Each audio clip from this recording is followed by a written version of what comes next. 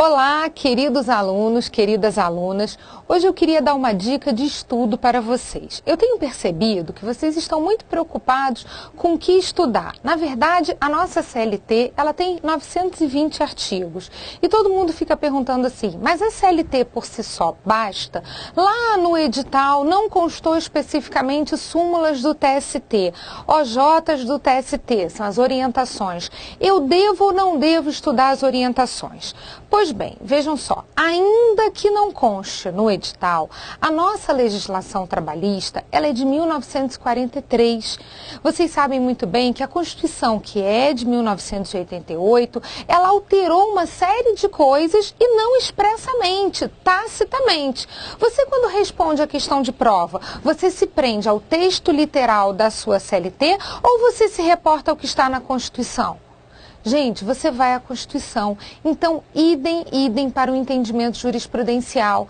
Embora a nossa súmula do TST não seja súmula com efeito vinculante, numa resposta de prova, ela é o verdadeiro gabarito. Eu costumo dizer que não importa o que o autor A fala, o que o autor B pensa, e sim como o TST tem interpretado aquele ponto. Existem várias dúvidas acerca do que a própria CLT diz. E quem é que vai se manifestar a respeito? O TST. Depois de vários julgados, eles se reúnem, o pleno é exatamente a reunião dos 27 ministros do TST, eles se reúnem e aprovam as súmulas e as orientações.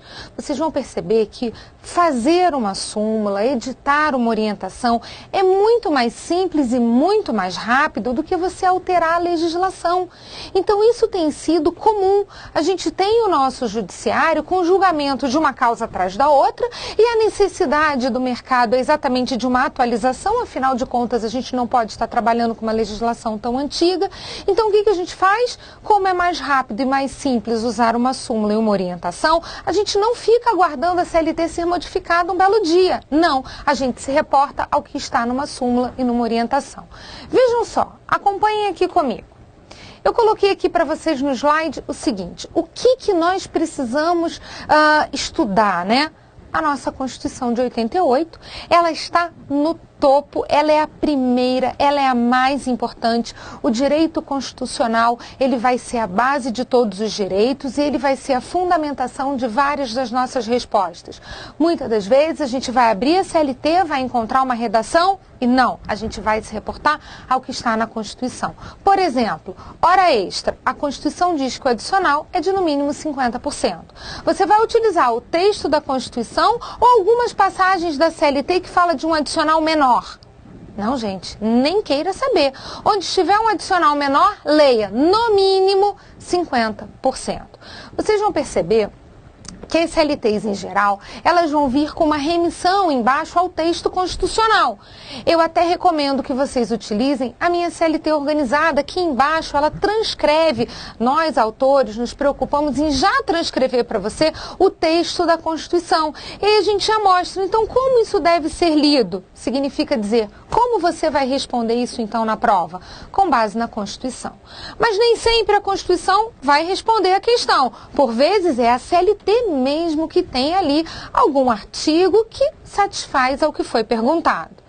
Gente, não encontrei na Constituição, não encontrei na CLT, aparecem as súmulas e as orientações jurisprudenciais do TST. Só para vocês terem uma ideia, nós temos mais de 400 súmulas e somando súmulas e orientações, a gente tem mais de 1000 súmulas e OJs, porque as OJs são da SDI 1, da SDI 2, da SDC, vem também os precedentes normativos, nós vamos ter as orientações do Tribunal Pleno. Tudo isso complementa o nosso estudo e deve ser utilizado em termos de prova. Acompanhem só. Primeiro, a dica, usar a CLT organizada. Então tá aí para vocês a capinha, para vocês darem uma olhadinha. Gente, entra no site da editora, dá uma folheada, comparece a uma livraria que você vai entender o que é organizar. É exatamente facilitar esse seu estudo. Isabelle, tudo salpicado, né? 920 artigos da CLT, somados aos 250 da nossa Constituição, mais de 1000 orientações e súmulas. Eu quero aviso prévio, eu vou encontrar onde? Em tudo isso. Você tem aviso prévio na Constituição, artigo 7º, inciso 21, Você tem na lei que trata do aviso prévio proporcional, na CLT a partir do artigo 487, você tem súmulas como, por exemplo, a 380, orientações jurisprudenciais como a 82 e a 83 da SDI 1. Então o que a gente fez? Reuniu tudo no artigo da CLT transcrito. Ao invés de só colocar o número, a gente já colocou a redação para facilitar. Então você vai lá e dá uma olhadinha. E aqui eu coloco para você questões de concurso, porque, gente, está todo mundo preocupado com o TRT, mas ninguém está se ligando em pegar essas matérias. Ah, mas professora, porque direito do trabalho é o feijão com arroz e tal? Não, não, não, é uma matéria que sofre. Normalmente em setembro é quando o pleno se reúne, lá pela primeira quinzena e publica na segunda quinzena, ou então se reúne na segunda quinzena e vai publicar só lá no finalzinho do mês. Novas súmulas e orientações. Então, ó, eles vão mudando. Há pouco tempo atrás, nós tínhamos uma súmula que dizia o seguinte: olha, a grávida não tem direito à estabilidade num contrato a termo. Em 2012, eles mudaram radicalmente. Eles disseram assim: ela tem estabilidade ainda que a contratação seja por prazo determinado. Então, queridos alunos, não deixem de olhar periodicamente os textos das súmulas e das orientações. E olha, eu coloquei duas questões aqui para a gente resolver. Eu quero uma de analista, execução de mandados, eu quero uma de técnico, área administrativa, para você verificar que tanto faz. Súmulas e orientações fundamentam as nossas questões. Acompanhem comigo. Diz a nossa primeira questão. Assinale a opção correta.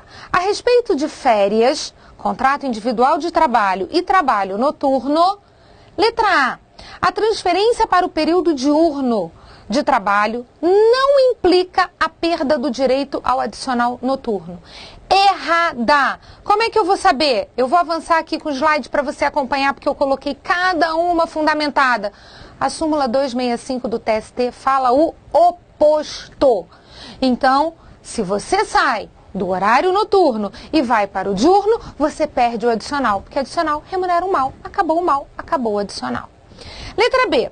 Após cada período de 12 meses de vigência de contrato de trabalho, o empregado terá direito a férias de 12 dias.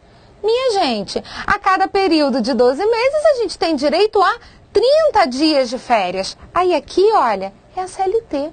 Artigo 130, inciso 3º da nossa CLT. Letra C. A indenização pelo não deferimento das férias no tempo oportuno será calculada com base na remuneração devida ao empregado na época da reclamação, ou, se for o caso, na da extinção do contrato. Absolutamente correto. Sabe por quê? O sujeito não vai utilizar o salário, a remuneração que você tinha lá atrás, ó, 3 anos atrás, quando você não usufruiu as suas férias. E sim, na época da extinção ou na época do pagamento. Ok, mas quem foi que falou isso? A súmula 7 do TST. Então, a alternativa correta foi fundamentada na súmula 7 do TST. Vamos olhar as outras? Letra D. Ah, só um detalhe, ó, esse é banca CESP, tá? Você vai perceber também que tanto faz a banca. Vem comigo. Letra D. Reconhecida a culpa recíproca na rescisão do contrato de trabalho, artigo 484 da CLT, o empregado tem direito a 50% do valor do aviso prévio e do 13º salário, não lhe sendo devidas férias proporcionais. Epa, tá errado, as férias proporcionais também serão pagas à razão de 50%. Súmula 14 do nosso TST, olha ali, está errado. Vamos olhar a letra E. As faltas ou ausências decorrentes do acidente de trabalho são consideradas para os efeitos de duração de férias e cálculo da gratificação natalina. Minha gente, está errado. A súmula 46 do TST fala o oposto.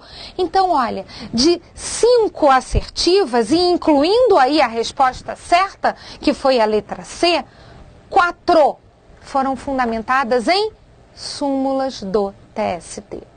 Então, não vai abrir mão de estudar súmulas do TST. Continua. Agora eu peguei uma questão FCC, mudei a banca, hein? Ah, poxa, professora, aquela era de 2008, não tem problema, mas é o perfil da banca, essa daqui é 2012. Então, olha, vai ano, vem ano, a gente tem questão fundamentada em súmula e orientação.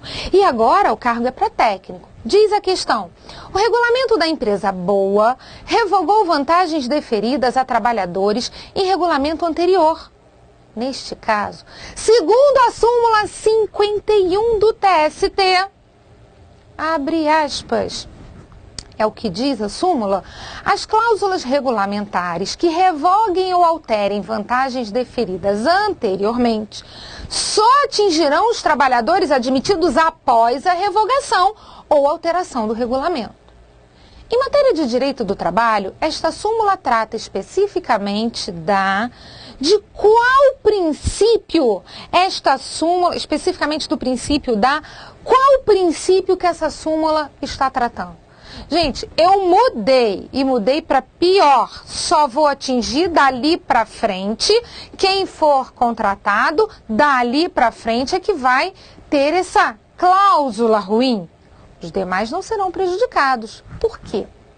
Porque a condição que ela é melhor, mais vantajosa, mais benéfica, ela não pode ser suprimida. É o princípio da condição mais benéfica. Observa comigo? Letra E. Letra E, princípio da condição mais benéfica. Meu aluno, já estava lá em cima no próprio cabeçalho, súmula 51 do TST. Eu só coloquei uma explicaçãozinha para você. Trata especificamente do princípio da condição mais benéfica, que determina a prevalência da circunstância mais vantajosa, mais favorável, mais benéfica ao empregado, independentemente da ordem hierárquica do direito. Observem que as súmulas estão sendo cobradas não só para as provas de analista, mas também para técnico.